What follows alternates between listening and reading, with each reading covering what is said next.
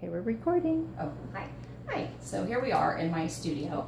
And so far, let me show you what I've got here. We've got the start of Abigail Adams, the portrait portion that will emerge from the plaster eventually.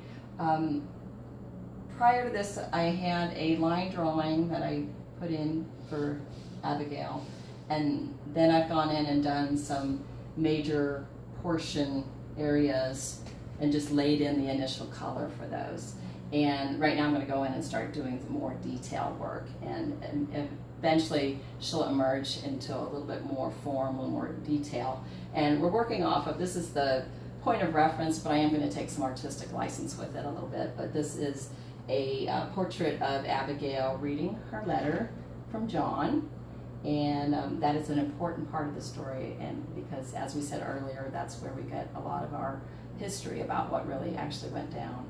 Abigail was a huge war correspondent for John. She sent many letters to him to let him know what was going on the home front, because she was seeing soldiers walking across the fields. She could say what was going on. She could tell him what was going on with all the illnesses and all the fever that everyone was getting back at home.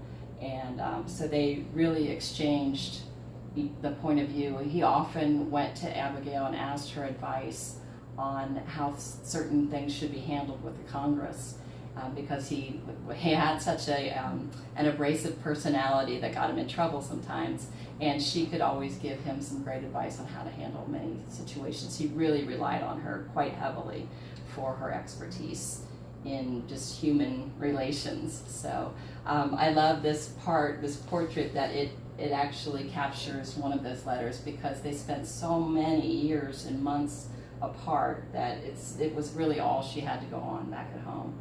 So anyway, so let me dive in here. And so I'm going to start doing a little bit of detail work on her dress here, and then we'll go from there. So we need to bring it back.